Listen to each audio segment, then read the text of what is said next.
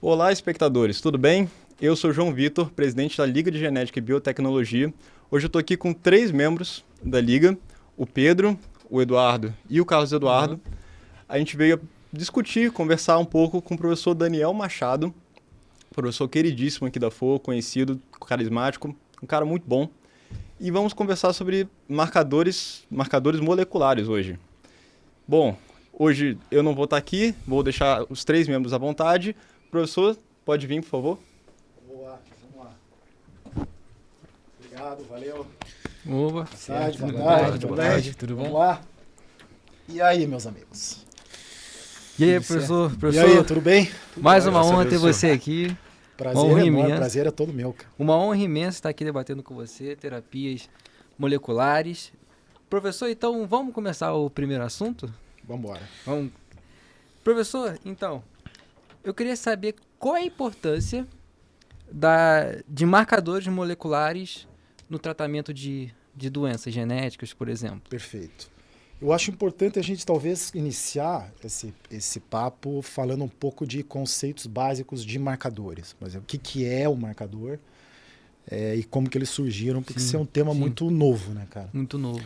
Então vamos lá. Os marcadores começam a ser idealizados após talvez o principal projeto da história da ciência, que é o projeto Genoma Humano. Esse projeto é, sem sombra de dúvidas, o maior projeto que já foi feito na história da ciência. Eu digo maior porque juntou pesquisadores do mundo inteiro e com um grande recurso financeiro. Então foi, obviamente, extremamente oneroso. E eu considero esse projeto um divisor de águas na área da genética médica. O genoma humano foi totalmente sequenciado em 1953. Então, ou seja, não é tão antigo assim. Tá? E o que a gente ganhou com isso? O que a gente ganha com isso? Eu falo muito para os alunos aqui, como é que você vai estudar uma determinada doença sem saber o normal? Antes de você estudar qualquer doença, você precisa saber o normal. Você tem que ter um controle ali. Então, como é que você quer estudar uma doença? Como é que você quer estudar a genética de uma doença sem saber como é a genética normal, por exemplo? Então, o genoma humano é o sequenciamento completo do ser humano e a partir disso a gente tem o normal. A partir disso, você consegue começar a fazer comparações, estudar possíveis alterações, uma vez que agora você tem o genoma normal, ok? Ok. Então, isso foi em 53. Após, a gente entra na chamada revolução molecular. Praticamente todo mundo começou a estudar genética. Toda doença é genética, tudo tem um cunho genético e tal. Anos 80, aproximadamente, começou essa onda de se estudar a genética do câncer. Câncer é uma doença genética. Buscando assim a cura do câncer, Exatamente, tentando isso. Isso desbravar esse começa em assunto. meados dos anos 80. Começa a estudar genética do câncer. Até que um cara, né, chamado Dubeco, no meio de um congresso, ele... Eu falei 53, né? O genoma humano não. Eu acho que a gente vai ter que voltar, que eu tô confundindo, cara. 53 é a estrutura do DNA. O projeto Genoma Humano é 2003. Eu acho que tem que voltar, cara, essa gravação aí. Vamos recomeçar? Depois se corta. Se o erro foi só esse, eu acho que agora que eu tô falando precisa cortar, né? Mas se o erro é só esse, você Não, mas já esse- se corrigiu e voltou. Não, mas acho que não vai ficar legal, cara. Vamos É porque ele recomeçar? meio que ele explicou, pelo que eu entendi, Não ele vai ficar explicou legal. o tema com base Não. numa outra. Não quero, não. Entendi, não, Eu errei a data feio. Fica à vontade, Não. volta do ponto que você quiser. Volta. E depois o pessoal... Volta pra mim. Volta lá. Vamos recomeçar de novo? Faz a. Não, Melhor? a gente já tem o corte dele da entrada. é, Aí a gente só- passa só pra sua só pergunta de entrada, novo e justamente. reinicia. Volta Pode em ser. mim. Volta em mim. A gente pode... Não, a gente por já pode exemplo, continuar a partir do gravando aqui, corte ele vai dele. recortar durante a edição do Isso, vídeo. recorta É, isso e perfeito. A volta. gente tá rodando direto. direto. Depois na hora só... Na pós-produção, Tá, corta essa beleza. parte. Então vamos, Ok. Então vamos mais Faz a adelante. pergunta novamente e aí a gente parte dali. Isso Mas aí. vamos fazer como se a gente tivesse, por exemplo, vindo o professor de novo, porque, por exemplo, já surgiu o corte do Menezes. Aí entra... Não, mas tem o corte dele. Não, né, ele Adriano, ajusta já. Assim que ele Então ele chegou- vai é. ajustar só pra sua pergunta. Ele vai só cortar quando você ali. fala da sua beleza, pergunta. então. Faz só a pergunta novamente Pergunta ele de reinicia. novo, vai lá, vamos lá. Então, professor, mais uma vez, mais uma honra ter você aqui conosco. Prazer é todo meu. Então, professor, vamos começar com uma pergunta muito importante Vamos que lá. os telespectadores da Liga, os membros, até os estudantes que não estão na Liga, gostariam muito de saber. E eu também estou muito curioso para saber, eu acho bem interessante genética. Professor, qual é a importância de marcadores moleculares, assim, para o tratamento de doenças, para você avançar, por exemplo, numa terapia, Perfeito, meu amigo. Ótimo tema. exames, assim? Prazer enorme estar aqui. Ótimo tema, um tema novo, um tema extremamente recente. Sim, Eu sim. acho importante a gente conceitualizar marcador. O que são esses marcadores? Né? A ideia surgiu juntamente com um dos maiores projetos da história da área médica, que é o projeto Genoma Humano. Genoma humano. Como que surgiu o genoma humano? A partir de quê? Estamos falando aí meados dos anos 80, começou a estudar muito a genética do câncer. Tá? Essa briga da farmacêutica para tentar Exatamente. achar O câncer cura. é genético, vamos curar o câncer na Sim, base genética. sim. Mesma época do ápice do HIV também. Da ápice do HIV. Exatamente, Essas exatamente. buscas pelas curas, né? Buscas E- pelas Do que é curas. incurável. que é Exatamente. E aí, como é que você vai buscar entender a base genética do câncer se você não sabe como é a genética normal? Você tem que começar estudando o normal. Para Mapeando, depois, né, as doenças, né? mapeando o normal para depois tentar entender a base das patologias. Então, tudo começou. A ideia começou em meados dos anos 80 e o projeto Genoma efetivamente saiu do papel em 1990. 1990 é quando o genoma humano começou a ser sequenciado. Tá? Pra vocês terem uma ideia, a perspectiva de término eram 20 anos. Mas é considerado curto, né? Por uma E coisa ele tão foi complexa. sequenciado em 2003, ou seja, 7 anos antes do prazo, mas mesmo assim levou 13 anos. Tá? Obviamente pela questão tecnológica e tal. Sim, sim.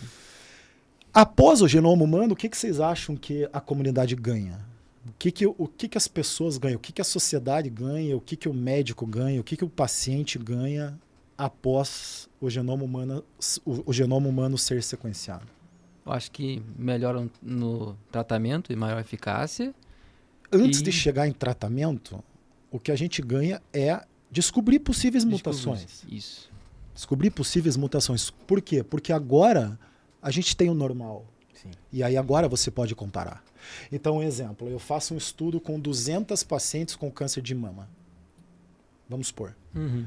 Eu tenho acesso a amostras de 200 mulheres com câncer de mama. Que seria o CA-125, né? Mais ou menos, mas é. Aí eu pego a amostra dessas 200 mulheres e sequencio. Estudo a genética delas. E comparo com o genoma normal. Que agora eu tenho o controle. E aí eu consigo identificar e rastrear possíveis mutações. Porque como é que eu vou descobrir uma mutação? Eu tenho que saber o controle, eu tenho que saber o normal. Então agora eu tenho o normal, que é o genoma humano. Então automaticamente eu consigo fazer comparações e consigo rastrear mutações. E vamos supor que eu encontre. Vamos supor que eu faça um estudo e eu encontre uma mutação, a mesma mutação nas 200 mulheres. Provavelmente isso é uma mutação candidata, né? Porque eu encontrei uma alteração genética nas 200 pacientes, obviamente que eu não tenho no normal, e eu encontrei uma alteração em 200 pacientes. O que eu posso fazer agora? Eu posso pegar uma menina de 20 anos de idade, por exemplo, posso colher o sangue dessa menina e ver se ela tem essa mutação, por exemplo. É comparar com esse grupo, Se ela né? tiver, vamos supor que ela tenha a mesma alteração que as 200 mulheres com câncer de mama têm. Isso é um modelo, é uma nova visão de um possível diagnóstico precoce, mas esse é um tema que a gente já fala mais. Então, o que é um marcador? Qual o conceito de marcador? São alterações genéticas, alterações no DNA, só que tem uma palavrinha importante, cara. Específica. Específico. Tem que ser uma alteração específica. Se não for específico, não é um marcador. Então, eu não posso pegar uma alteração que ela está envolvida com 300 doenças. Eu quero pegar uma alteração que é específica de uma doença. Então, nós estamos na era da especificidade, meus amigos. Estamos na era da especificidade. Não adianta você criar alguma coisa... Eu estou dizendo para a área molecular. Não adianta você descobrir algum tipo de molécula que não é específica, por exemplo. Então, o segredo é especificidade. Nós estamos vivendo a era da especificidade. Ok? Então, marcador é isso. É uma alteração no DNA, uma alteração genética que é específica de uma determinada doença. Ok? Que mais? Vamos lá. Professor, eu gostaria de fazer uma pergunta que eu acredito também seja bastante interesse para a audiência, que seria, dentre os marcadores que o senhor comentou, quais deles seriam os mais comuns que você observa na sua linha de trabalho? Exemplos, né? Os exemplos, Justamente. assim, que você vê no seu dia a dia, assim que você estuda Ótima as doenças. pergunta, cara. Vamos lá. Existem marcadores já para diversos grupos de doenças, para várias doenças. Mas eu vou dar um destaque mais para a área de câncer, porque é o que eu trabalho Sim. e é onde você tem os principais marcadores utilizados no dia a dia médico. Vou dar exemplo de um chamado BRCA1. Chama-se BRCA. Não sei se vocês ouviram falar. Já. Sim. Chama-se BRCA1. O que é o BRCA? BR de breast e CA de câncer. Então, é o marcador número 1 do câncer de mama. Tá? Esse marcador, para vocês terem uma ideia até como que ele foi primeiramente caracterizado, eu acho que é bom também falar nisso. Qual é a população ideal para se descobrir um marcador? O que vocês acham? Qual é uma população ideal? Eu lembro que o senhor tinha comentado uma vez que foi numa comunidade religiosa, certo? Exatamente. Cara, para genética, cara, quanto menos miscigenado, seria melhor um estudo.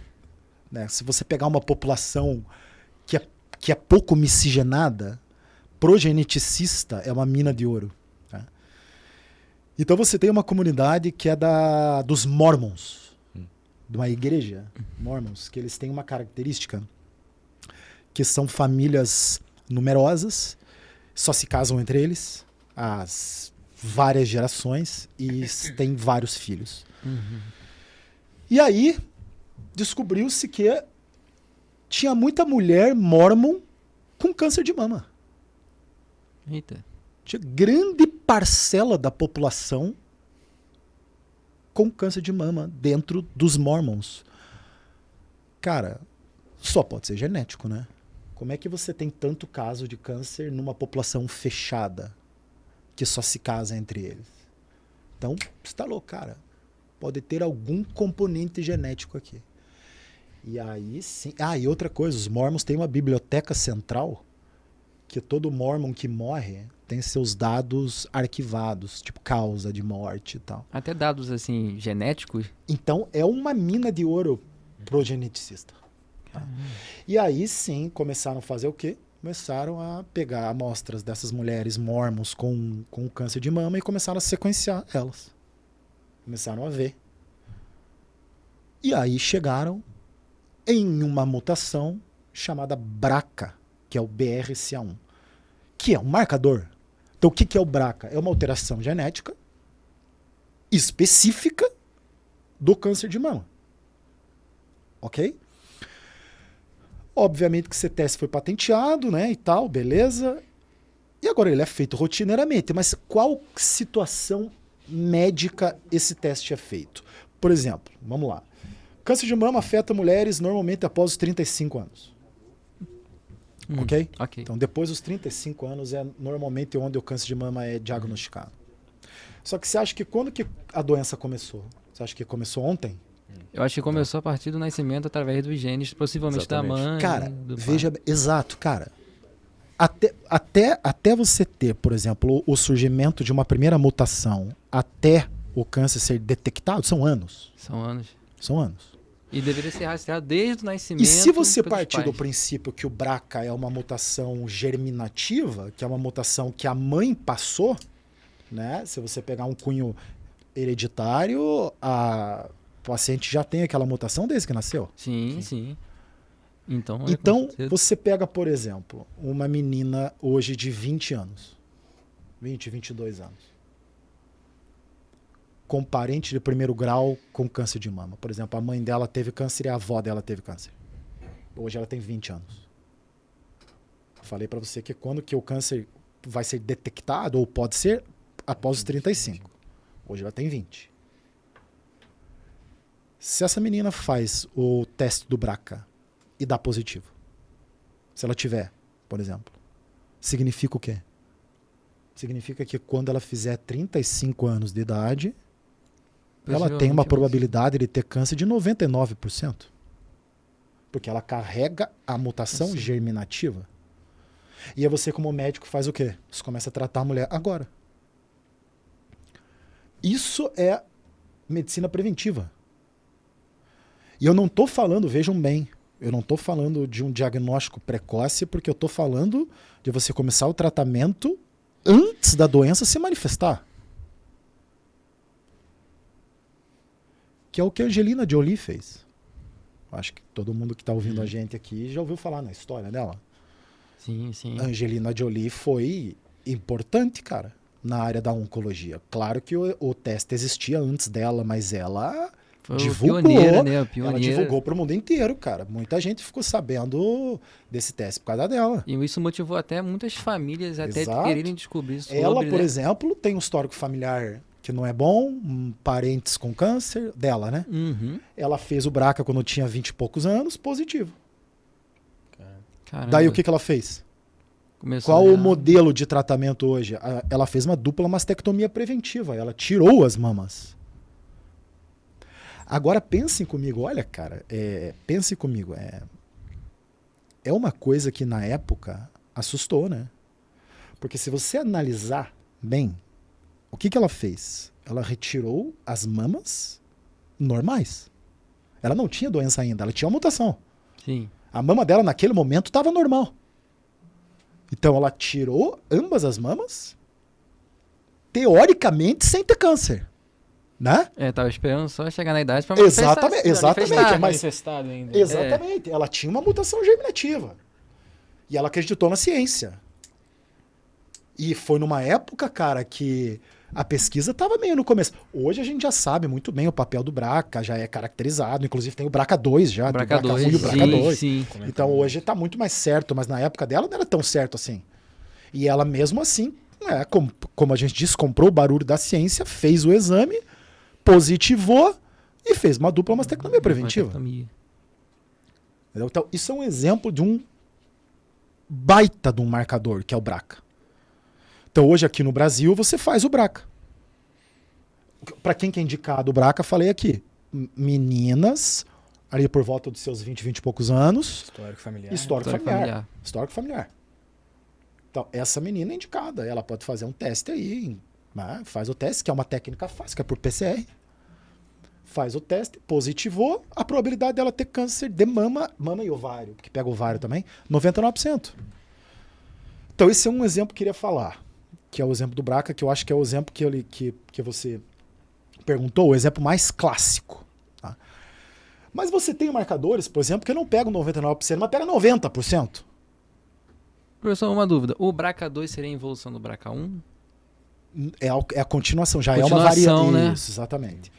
Pega um outro lá, vamos lá. Aí você pega. A gente pode falar não só de marcador, a gente pode falar de mutações cromossômicas, a gente pode falar de translocações cromossômicas. Que eu acho que você falou antes ali fora comigo, que é o pH lá, o cromossomo Filadélfia. Filadélfia aqui. Então, sim. o que é o Filadélfia? É um marcador. Só que não é uma mutação no DNA, é um translocação. rearranjo cromossômico, uma translocação. Entre o cromossomo 9 com 22. Que me dá uma probabilidade de 90, 95% de leucemia mieloide crônica, cara. E aí, mesma coisa. Quando que a leucemia mieloide crônica atinge pacientes normalmente? Acima dos LMC. 50 anos. ali, Exatamente, por acima de volta 40. disso. Aquelas leucemias em criança normalmente são agudas. São agudas. Né? Principalmente... A linfóide A aguda. LMC, ela afeta após os 40 anos. Só que, mesma coisa do BRCA, que eu disse aqui. Não é uma coisa que surge. Hoje tá tudo bem, amanhã o cara tem leucemia. Não. Isso já vem. Então, o que um cara hoje de 35 anos pode fazer? Pode fazer o exame pro Filadélfia, BH. Se ele positivar, quando ele fizer 40 anos mais, 90% de chances de ter leucemia. E o que esse cara faz? Começa tratamento. Prevenção, né? Mesma coisa. Lembrando que também, em alguns casos, expectar esse paciente vale mais a pena do que iniciar o tratamento diretamente. Alguns médicos falam sobre isso, porque, às vezes, em alguns casos, o tratamento inicial dá maior chance de mortalidade para alguns tipos de paciente, mas é uma variação, né? Pra Mas veja bem, tipos cara, não adianta, cara, se você, na área de câncer, na oncologia, quanto mais cedo você identificar o tumor, a taxa de sobrevida é maior. Maior. Claro. Por que você acha que alguns outros tumores são tão letais? Pega ali um carcinoma de esôfago. Um dos mais altos índices de letalidade. Por quê? Porque você não tem diagnóstico precoce. Mano. Quando você identifica, o tumor já é um carcinoma metastático. Principalmente porque antes são assintomáticos, né? Então, E você não tem marcadores. Não tem como. E você não tem marcador. Você não tem. Não tem por enquanto, né? Não tem. Aí sim, como é que você faz hoje um diagnóstico de câncer de esôfago? Biópsia, cara. Biópsia. Mas imagina só, você é um paciente meu. Imagina, eu chego pra você e pergunto assim, você tem ardência para engolir alimento? Você vai dizer que não. Você tem refluxo? Você vai dizer que não. E daí eu digo para você, mas mesmo assim, posso pegar um pedaço do teu esôfago? Meio... Fica um pouco... Agora Desconecta. imagina se eu chego para você e falo assim, vamos colher teu sangue para fazer um exame? Para ver se você pode ter um câncer de esôfago? Cara, pega meu braço. Na hora. Na hora. Na hora. Lógico. Pega meu braço, na hora. Agora, é isso. Aí quando o paciente começa a ter sintoma, que é isso que eu disse. Que já é quase na fase final. Papapá, aí ele vai fazer o exame, Só que aí já tá na fase aí já aguda, tá na fase. aí já é. Exatamente. É. Agora, imagine essa importância dos marcadores, cara. Que é um exame que não é invasivo, né? Não é invasivo, porque você não precisa cortar, você não pega pedaço de órgão. Que as pessoas muitas vezes se assustam, né? E hoje você não precisa nem coletar sangue, né, cara? Você faz um swab de boca, porra.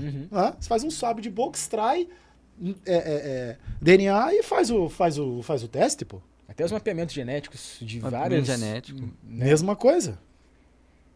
Entendeu? Igual, Então, por exemplo, hoje na triagem neonatal também, né? O teste do Tezinho, né? Teste do pezinho, teste Que do foi um suor. avanço, teste do suor. isso é meio louco, né, cara? Se a gente pensar assim, existem países que esses mapeamentos genéticos já são feitos nas crianças no momento do nascimento. Imagina se toda criança que nasce faz um mapeamento genético. Todos.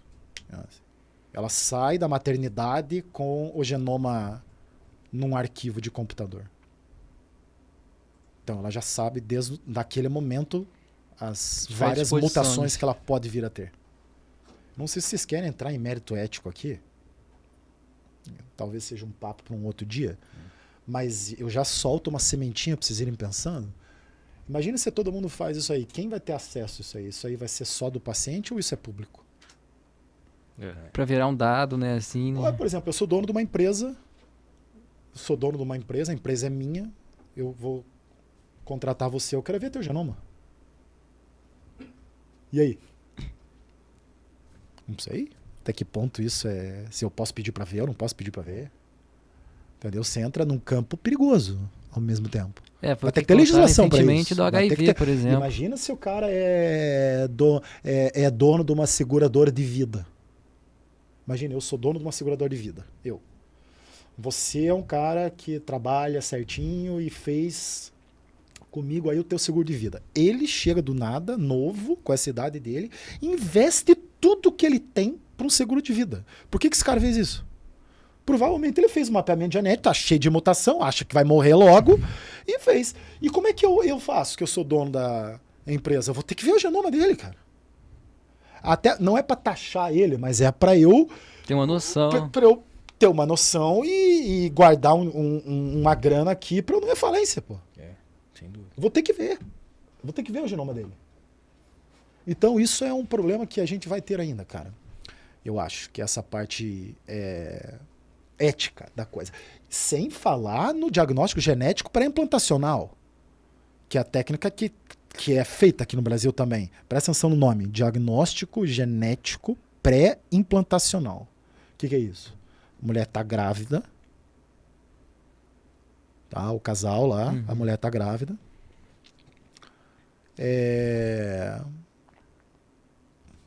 Colho uma amostra por aminocentese, lá, colho uma amostra e faço o diagnóstico genético enquanto ela está grávida. Isso é uma coisa.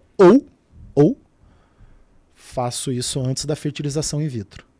Então, por exemplo, chega o casal lá no laboratório. O casal chega lá. Estão planejando ter filho, mas eles têm parentes de primeiro grau com doença hereditária. E eles querem ter filho. E vamos supor que eles têm 25% de chance de ter um filho com hemofilia. Ou anemia falciforme. Pelo histórico familiar. Então eles têm 25% de chance. Eles não querem essa chance. Então o que é feito? Faz uma fertilização in vitro. Quando o embrião está com seus 10, 12 células, se retira um blastômero e faz teste genético. Ali você vai selecionar. Você vai pegar embriões saudáveis, vai implantar, e os embriões, entre aspas, doentes, você vai descartar.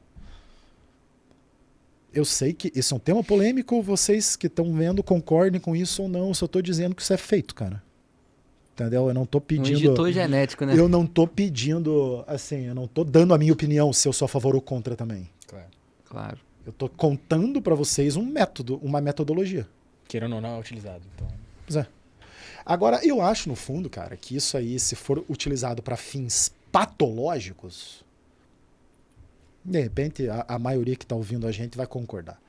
Quando que a coisa começa a complicar? Se você usar essa técnica, por exemplo, a fisionomia. Eu quero um filho loiro de olho Sem azul. sombras. Tem como fazer uma seleção para isso? Tem, ué. Claro. Você pode projetar um bebê.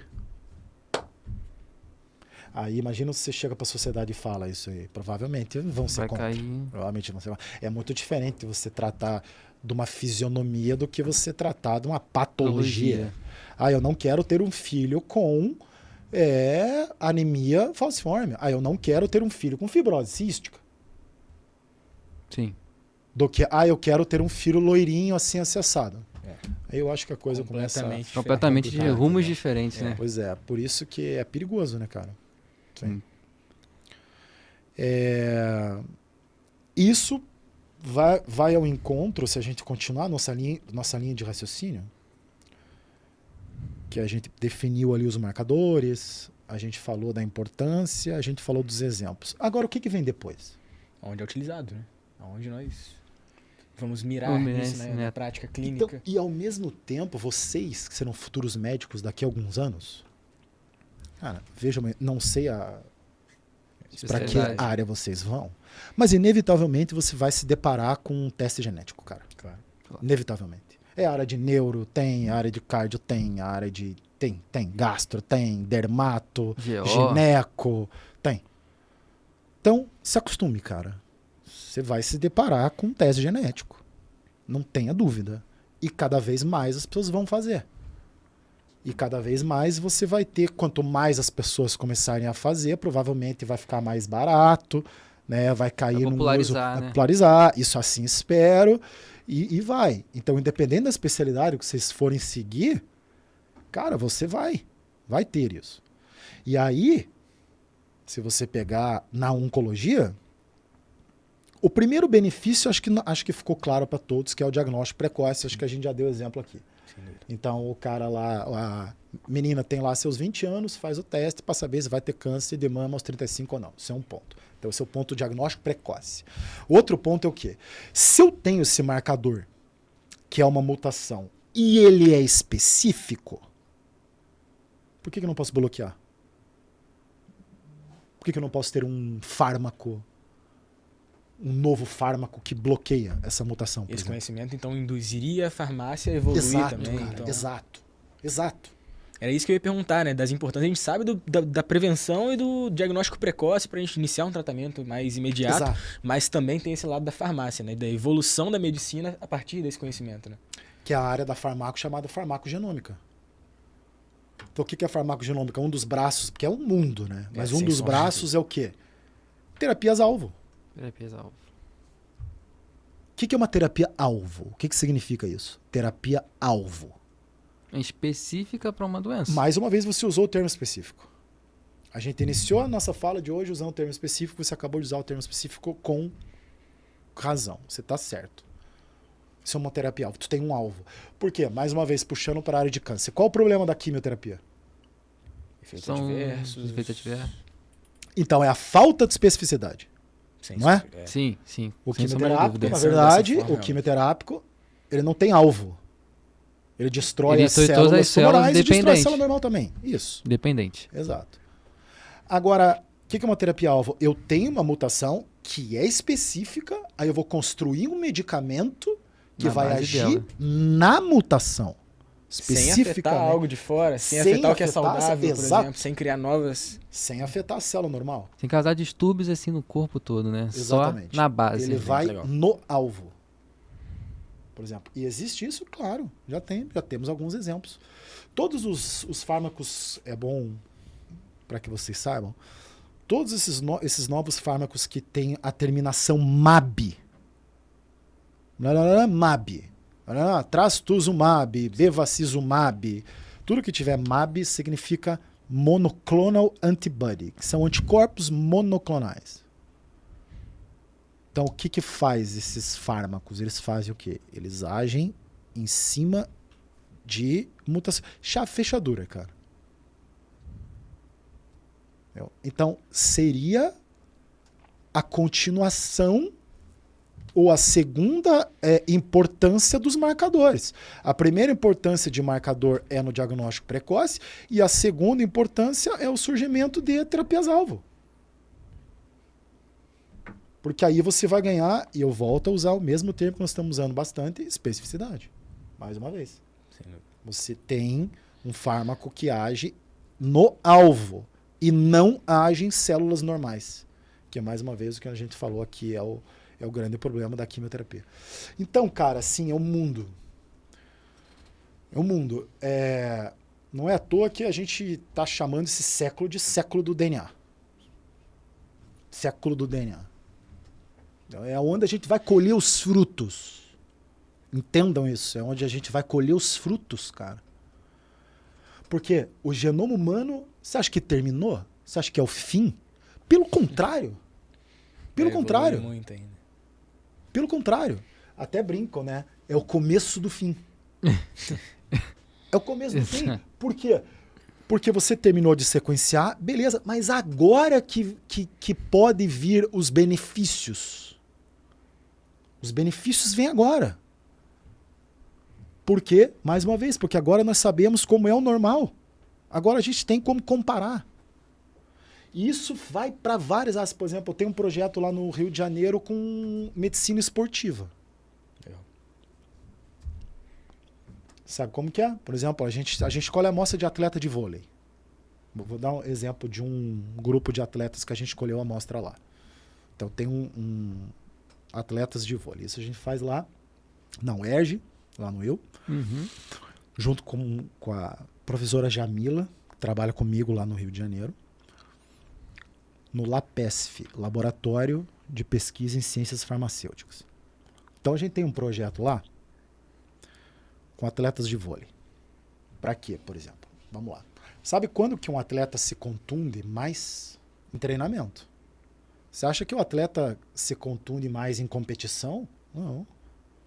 Aonde ocorrem as lesões A maior parte das lesões dos atletas é em treinamento, não é na competição. Até porque ali também é onde o atleta descobre seus limites, então ele tenta O treinamento superar. sempre se superar Superar. e ali ele força e lesiona. E aí, por exemplo, vamos lá, eu tenho meus atletas do vôlei. Você acha que a carga de treinamento e de esforço físico para os atletas de um time tem que ser igual? Não. Não. Imagina se ele tem uma suscetibilidade genética a uma lesão de tendão. Que tem marcador para isso. Você não, você também não, mas você tem. Tem que ser um treino específico pra ele. Então, enquanto você vai dar 100 cortados, você vai dar 100 cortados e você vai dar 50. Porque ele tem uma predisposição a ter uma lesão. Então, a carga física dele tem que ser menor. Ele não pode ter a mesma carga do que você. E aí o treinamento vai virar um treinamento personalizado, baseado na genética. Então, isso você já tem. Isso você já tem nos grandes clubes. Né? E a gente faz isso. A gente pegou atleta de vôlei, atleta de rugby, atleta de judô. Justamente para isso. Se você tiver uma predisposição genética à lesão, a tua carga de treinamento tem que ser menor. Não pode ser a mesma.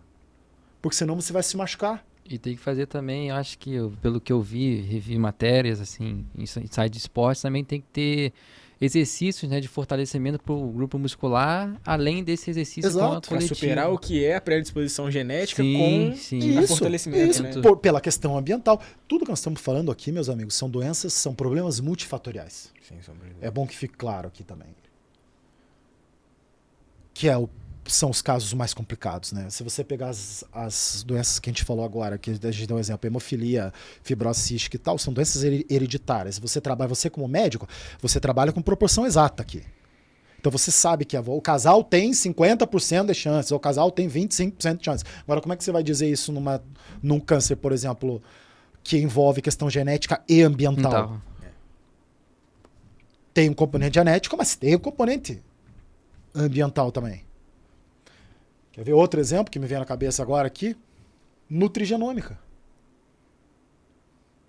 Cara, pensem nisso. O cara quer emagrecer. A pessoa quer perder peso. Provavelmente vocês conhecem casos assim. O cara quer perder peso, o cara faz dieta e não emagrece. O cara não emagrece. Por que ele não emagrece? Pela genética dele. Provavelmente. Aí o que eu vou fazer? Eu vou fazer um mapeamento dele em algumas enzimas que metabolizam alimentos e eu vou ver se a enzima dele, se ela trabalha de uma maneira acelerada ou lenta. E eu vou pegar os alimentos que ele tem que ingerir para ele emagrecer, que é diferente de você e de mim. Isso que eu ia pontuar. É incrível como que a gente, tendo esse conhecimento geral, a gente percebe que a conduta médica e a conduta do profissional de saúde em geral, tendo como base essa genética, é realmente único para cada paciente. Não dá para a gente construir uma regra de um tratamento, porque às vezes não vai caber para um, para outro. Exato, exatamente. E aí volta no termo da farmacogenômica, tratamento individualizado. Eu quero que fique claro também uma coisa aqui, cara, eu sou totalmente a favor da clínica, tá? Eu acho que a clínica é soberana, que fique bem claro, que eu acho que o médico é soberano. A clínica é soberana, o feeling do médico ali supera qualquer coisa. Lógico, a gente está aqui para ajudar. A genética vai ajudar o médico. Não estou falando em hipótese alguma em substituir, é óbvio que não. Porque às vezes pode soar, mas pelo que você está falando aí, Daniel, tudo é genética. Blá, blá, blá. Não. De forma alguma. A genética tá para ajudar o médico. Ajudar. O médico vai fazer a clínica, vai ter a expertise dele, o talento, o feeling do médico. E a genética vai te ajudar. a genética vai te ajudar a rastrear e prevenir, Isso, exatamente. Então é isso. para não ter maiores complicações. Exatamente. Então você vai ter a evidência do exame laboratorial e a experiência clínica do médico. Perfeito. Entendeu? Isso vai ser usado, cara. Se acostumem. Isso vai ser usado em qualquer especialidade que vocês forem seguir. Vocês vão se deparar com isso. Mas sempre lembrem, a clínica é soberana. A genética vai te ajudar. Seria, acho que mais ou menos isso. Perfeito. Beleza? Uhum. Professor, o senhor comentou a respeito da terapia, terapia específica, agora lembrei o nome. Gostaria de fazer uma pergunta a respeito das CAR-T cells, né, que são uma descoberta mais recente. Qual é a opinião do senhor no futuro das CAR-T cells? O senhor acha que vai virar um tratamento mais amplo ou mais... Exato. Vai continuar sendo mais fechado? O cara que foi curado de um linfoma, né? Uhum. Vocês viram isso aí ano passado? Exatamente. Usando a célula CAR-T. Cara, essa aí você mexe não só com a parte genética, como com a parte imunológica. Entendeu? Que é um modelo que você junta a terapia-alvo com aumentar a imunidade. E as células, os linfócitos, atacarem as células tumorais de maneira específica. Hoje você teve o sucesso do linfoma, mas você já tem estudos com leucemia, você já tem estudos com outros subtipos de câncer também. Tá? Eu vejo com bons olhos. É que, sim, eu sou muito confiante, cara. Eu acredito muito na ciência. Não sou maluco, não faço maluquices, né? Não pensem que eu faço, mas não, trabalho sério, mas eu sou muito confiante. Eu acho que a gente tem que fazer, cara. Eu acho que a gente tem que fazer. Se você pegar... se você chegar em descobertas científicas importantes, que são descobertas difíceis e às vezes acontecem resultados errados. Faz parte. Como é que a gente estava na época de vacina? Você acha que deu certo lá na época da BCG? Quando surgiu vacina, cara, aqui no Rio de Janeiro não teve a revolta da vacina, mas a ciência foi lá e batalhou, e hoje todo mundo tem a marquinha da BCG, né? Cirurgia cardíaca, futuros cirurgiões, cara, fazer um transplante de coração, você acha que foi facílimo fazer o protocolo? Nem um pouco. E hoje é isso. Hoje é terapia celular, terapia gênica, CAR-T. Pode ser que dê errado? Pode. Mas pode ser que dê certo. E aí pode ser que daqui a 20 anos, vocês trabalhando, realmente, lembra aquele dia lá, a gente falava disso na época da faculdade. É isso, cara. Então acho que a gente tem que acreditar. Acho que é isso. Acreditar na ciência e trabalhar junto. Igual recentemente, né? A vacina do Covid teve várias empresas farmacêuticas. Enquanto a gente ainda não sabe do que a vacina, ainda tem as contraindicações. Juntar as duas expertises pra gente fechar, que eu acho que deu tempo. Para juntar as duas expertises, é a clínica e a básica. É a famosa ponte básico-clínica. Eu faço a básica e você faz a clínica. Você, como médico, traz os problemas para mim, dos pacientes e da clínica, e eu faço pesquisa básica para te dar um retorno.